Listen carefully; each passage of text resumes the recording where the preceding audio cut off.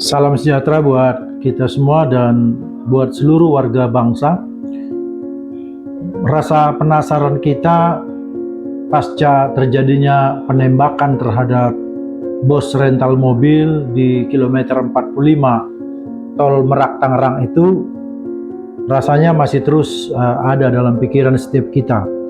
Penasaran kita itu tentunya adalah selain mungkin kita ingin mengetahui jaringan-jaringan penjahat ini, tentu kita juga ingin mengetahui siapa-siapa aja yang terlibat di dalam skenario penggelapan mobil ini.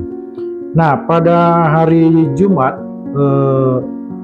Sabtu maksud kami, pada hari Sabtu dini hari tanggal 11 Januari telah dilaksanakan reka ulang atau rekonstruksi terhadap peristiwa itu. Itu dilakukan kira-kira jam 1.30 atau jam 2 pagi dini hari, dan keluarga dari korban hadir, anak-anaknya beserta dengan rekan-rekannya dari tim Army.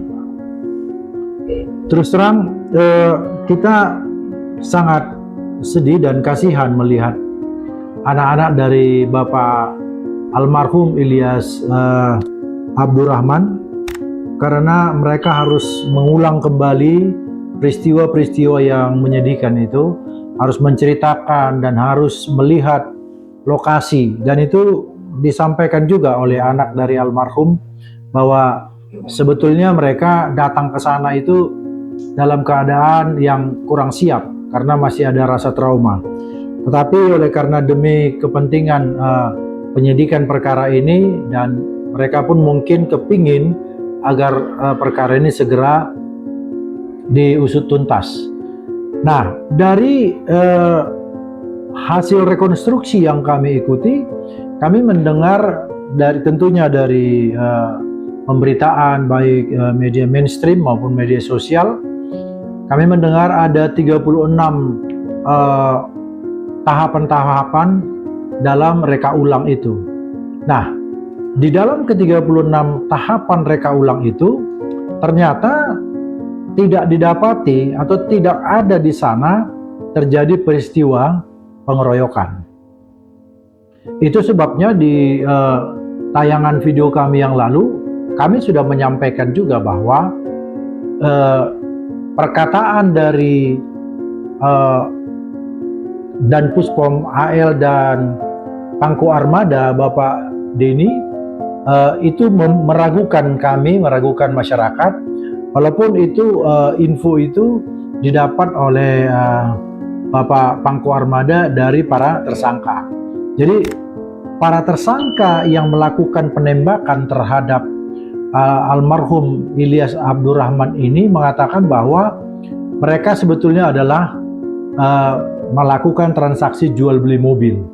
Lalu yang kedua dikatakan kenapa mereka menembak, alasan mereka kenapa mereka menembak karena mereka dikeroyok.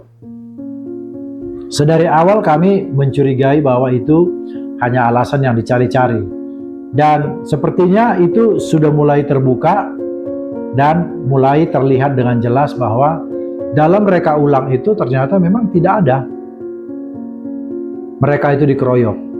Jadi mereka itu justru melakukan memeluk atau memegang erat salah satu dari tersangka itu karena mereka-mereka yang mengejar ini sudah lebih dahulu ketakutan. Karena apa? Karena tadinya sudah diacungkan pistol sampai 2 kali, ternyata diacungkan pistol. Nah, itulah sebabnya mereka memeluk dengan erat si tersangka itu. Jadi bukan pengeroyokan. Nah, oleh karena itu mudah-mudahan dan pengharapan kita masyarakat, dan ini pasti kita nanti-nanti, agar mulai penyidikan dan nanti pemeriksaan di persidangan itu berjalan dengan objektif, berjalan dengan terbuka, dan berjalan dengan tanpa adanya pengaruh dan tekanan kepada keluarga korban. Di masyarakat ada keinginan dan ada pertanyaan-pertanyaan apakah nantinya ketiga oknum TNI AL ini akan diperiksa dan masyarakat meminta supaya mereka diadili di peradilan umum dengan alasan ya mereka tidak mempercayai atau mungkin mereka mencurigai kalau ini diperiksa di peradilan militer, kemungkinan ketidaktransparan itu ada, ketakutan itu di masyarakat itu ada.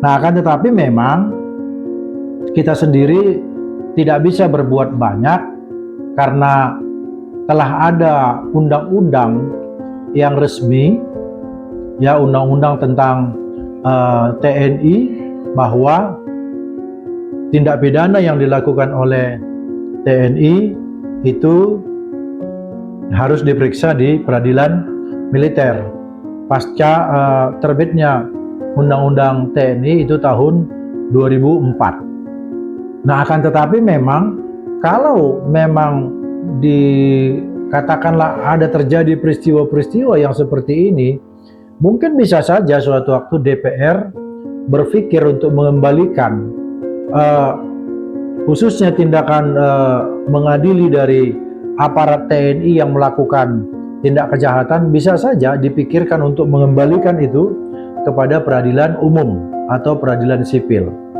Nah, kami mungkin ingin sedikit sampaikan, ketika KUHP,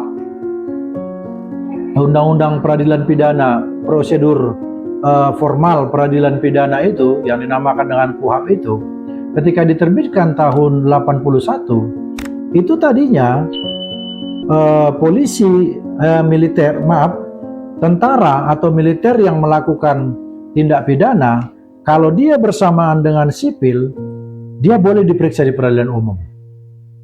Ya, tadinya seperti itu. Ada yang dinamakan dengan peradilan koneksitas. Itu diatur di dalam pasal 89 KUHP. Akan tetapi setelah terbitnya undang-undang tentang TNI yang mengatur khusus tentang TNI, maka kemudian itu diabaikan karena sudah diatur secara tersendiri. Namun memang kalau dirasa perlu itu bisa dikembalikan, akan tetapi undang-undangnya harus diamandemen. Nah, apa yang sekarang ingin kita sampaikan? Yang sekarang ingin kita sampaikan adalah agar peradilan, kalaupun nantinya peradilan militer ini yang akan menangani, ya tentunya pasti peradilan militer, kita tentu berharap memberikan hukuman yang setimpal dengan kejahatan mereka. Karena kita merasa kenapa ada oknum TNI yang harusnya tugasnya adalah untuk melindungi, bahkan bukan hanya melindungi 1-2 orang, melindungi bangsa dan negara ini dari serangan orang-orang luar, dari serangan negara-negara lain. Pada dasarnya tugas mereka adalah tugas yang sangat mulia, tugas yang sangat dibutuhkan untuk membentengi, melindungi negara ini.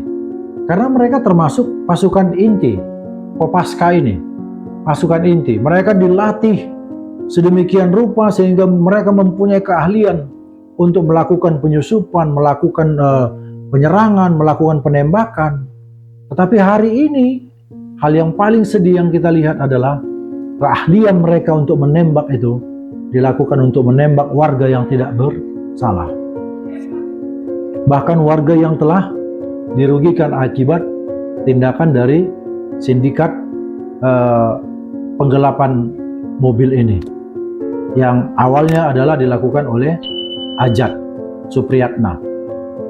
Ya, jadi supaya kiranya peradilan militer boleh mengadili mereka dengan terbuka.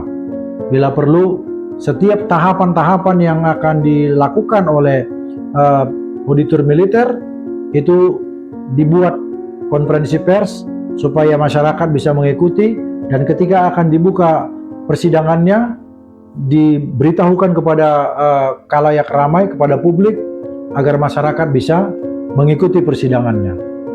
Itu yang paling kita harapkan.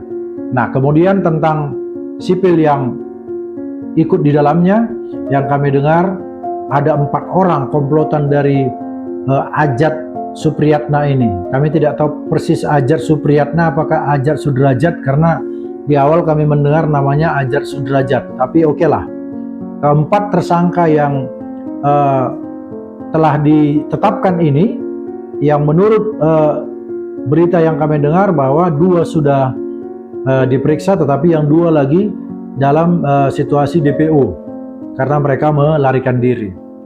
Jadi paling tidak kalau hukuman itu setimpal dilakukan, keluarga korban mungkin ikhlas dengan kepergian orang tuanya, sekaligus mungkin ini pembelajaran dan juga tentu harapan kita kepada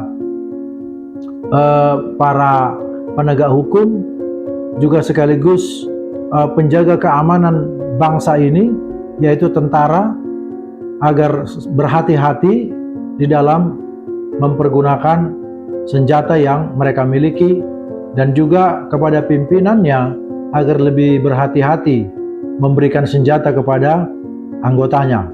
Paling tidak harus melalui pemeriksaan-pemeriksaan yang lebih akurat agar tidak terjadi hal serupa di kemudian hari. Itu keinginan kami, dan tentunya itu juga kami rasa mewakili masyarakat Indonesia. Terima kasih.